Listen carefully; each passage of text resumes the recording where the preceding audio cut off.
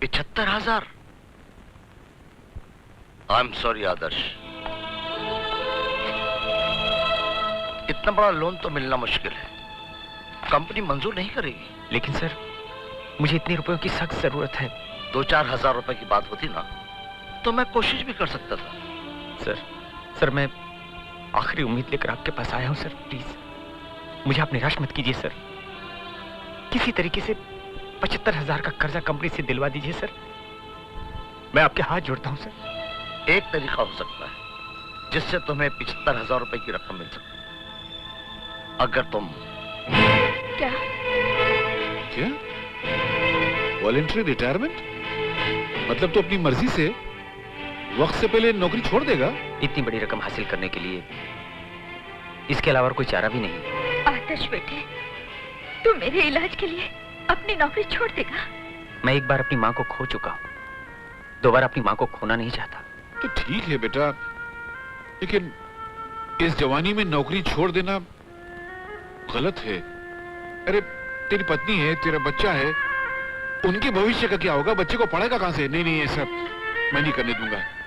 बल्कि मैं काम करता हूं, मैं इस घर ही को बेच डालता हूं। नहीं बाबूजी नहीं, इस उम्र में घर बेचकर कहां दर दर भटकते फिरेंगे।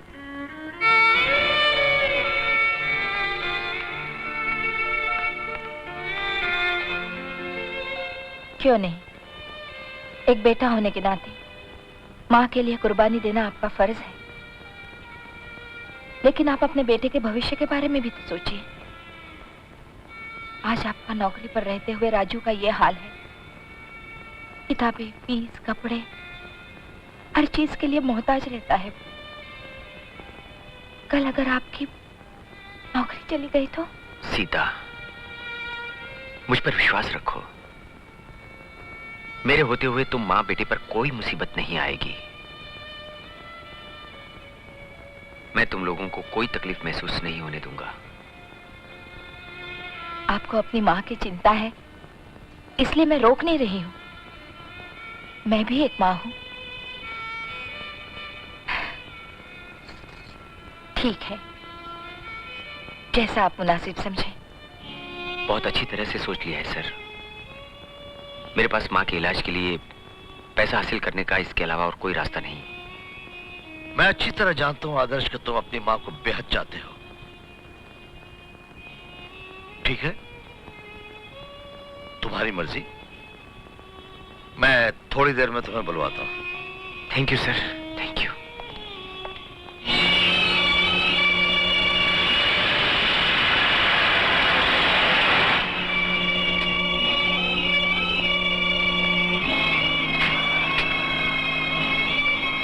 संभल के। आइए बस। जल्दी अंदर लेकर आओ। जी।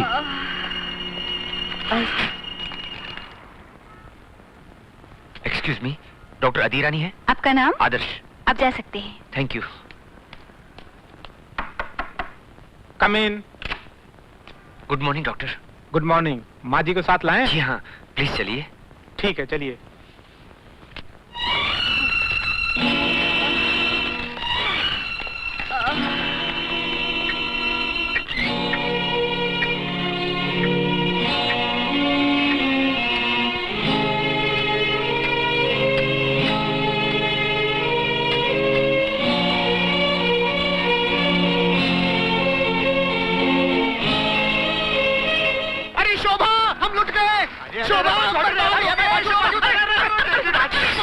अबे अंधे की औलाद, तुम्हें दिखता नहीं? मैं लुट गया हूँ, मैं बर्बाद हो गया हूँ। बर्बाद हो गया? तुमने साइकिल के सामने क्यों? तुम मेरे ऊपर क्यों चढ़े?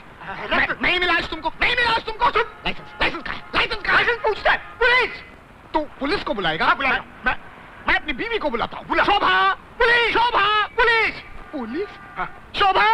अरे शोभा, शोभा, शोभा, हम लोग लुट गए, बर्बाद हो गए शोभा। अरे क्या हुआ, कुछ बताओ तो।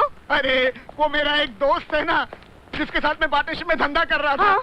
अरे उसने धोखे से कागजात पर मेरे दस्तखत ले लिए और सब कुछ अपने नाम कर लिया। अरे तुमने बिना बड़े कागजात पे दस्तखत क्यों किए? अरे किसे पता था कि इतनी बड़ी टोपी पहना देगा। और वो नया मकान, वो तो है ना? वो भी गया। क्या? चलो माँ। नहीं आदर्श, मैं घर नहीं जाऊंगी। वहाँ जाके मैं छोटी बहू का मुंह नहीं देखना चाहती। आप नहीं देख पाएंगी माँ। क्या मतलब? आप जब सो रही थी तब रवि आया था मुझे कह रहा था कि शाम की गाड़ी से वो राधा को लेकर चला जाएगा। हाँ चलिए माँ जी, घर चलिए। बैठ जाइए मेम साहब। देखिए, इनका हार्ट ऑपरेशन बिल्कुल कामयाब रहा और ये अब पूरी तरह स्वस्थ हैं। लेकिन एक बात का ख्याल रखना होगा कि इन्हें किसी भी तरह का सदमा या दुख ना पहुंचने पाए। जी डॉक्टर, हम इस बात का ख्याल रखेंगे। चलो।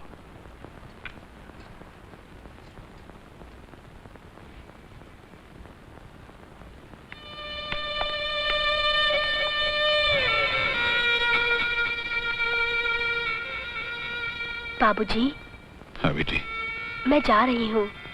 अगर मैंने जिंदगी में कोई पुण्य कमाया है तो वो पुण्य आज मैं तेरे नाम करता हूँ। भगवान तेरी आंखों से आंसू दूर रखे।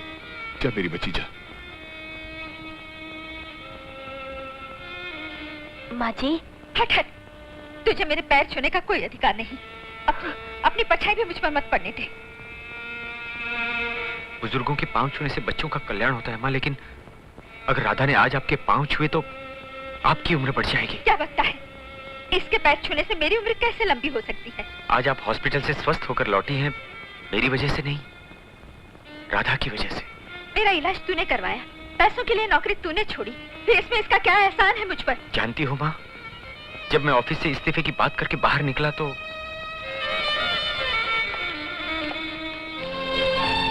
राधा,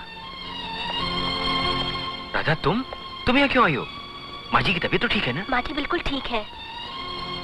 भैया, आप अपनी नौकरी मत छोड़िए।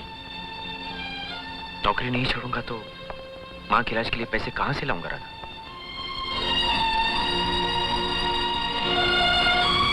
क्या है इसमें?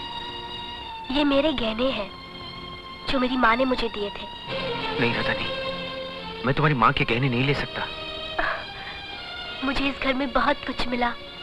माँ मिली, बाबूजी मिले, राम और सीता के अवतार में आप और भाभी मिले। एक इंसान को इतना सारा सुख बहुत मुश्किल से नसीब होता है भैया। और आज जब मेरी माँ जैसी सास की जिंदगी खतरे में है, मैं ये गहने छुपा के रखूं, ये पाप मुझसे बर्दाश्त नहीं होगा भैया। लीजिए और बेच डालिए इन्हें। लेकिन राधा, मुझे इनकार मत कीजिए भैया। माँ न होने का गम हम दोनों जानते हैं। आज रवि और मोहिनी की माँ की जान बचाकर क्यों ना हम दोनों भाई बहन कुछ पुण्य कमा ले। प्लीज भैया, प्लीज। राधा, मैं तुम्हारे सामने हार गया राधा।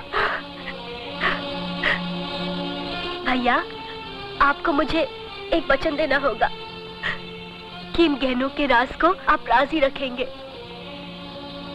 वरना माँ जी इलाज करवाने से इनकार कर देंगी। मुझे वचन दीजिए भैया।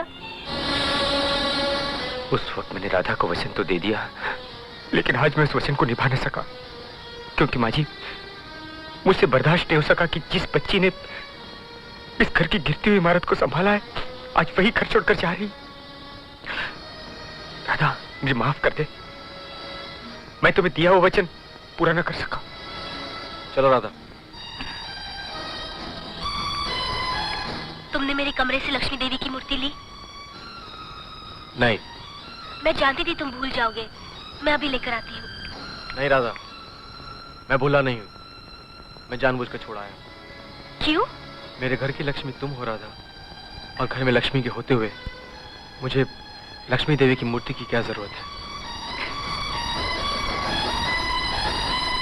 आओ चलिए राधा।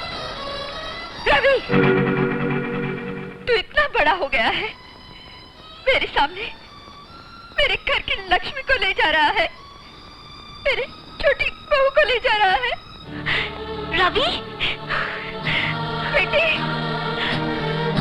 बेटी, तू इस घर की छोटी बहू नहीं, बल्कि इस घर की लक्ष्मी है, लक्ष्मी है। माँ जी। बेटी, मैं तेरी कदर नहीं कर सकी, आज तक तुझे पहचान नहीं सकी, मुझे माफ कर दे। इस कम अक्ल आंखों वाली अंधी माँ को माफ कर दे बेटी, माफ कर दे। बस बेटी बस। डॉक्टर ने आपको जोर से बोलने के लिए मना किया है। अरे जोर से क्या, अब तो मैं चीखूंगी, जोर जोर से चिल्लाऊंगी। अब मुझे कोई बीमारी नहीं है, कोई दुख नहीं है। बेटी तेरी कसम, तू अगर मुझे जरा सा हाथ लगा देगी ना तो मेरी सारी बीमारी दूर हो जाएगी, सारे दुख दूर हो जाएंगे बेटी, सारे दुख दूर हो जाएंगे। बस करो माँ, बस करो। ट्रेन का समय हो रहा है और बाहर टैक्सी भी इंतजार कर रही है। टैक्सी छोड़ दे रवि, जा किराए का ट्रक ले आ। ट्रक? ट्रक किस लिए बाबूजी? अपनी मंजली भाभी से कह कि इस घर से अपना बोरिया बिस्तरा गोल करे, अपने भेड़ बकरी जैसे पति के गले में रस्सी डाल के उस सामान के साथ ट्रक में डाल के घर से बाहर निकल जाए। आप सारी जिंदगी मुझे भेड़ बकरी कहते रहेंगे? सुनिए जी, आज मैं आपसे कह रही हूँ, इन दोनों को इस घर से थक के मार के बाहर निकाल दीजिए। चलो माफी मांगो माँ जी से।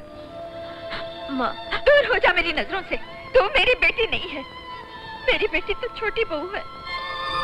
नहीं नहीं माँ जी, इन सबको माफ कर दीजिए। वाह बेटी वाह, शाबाश।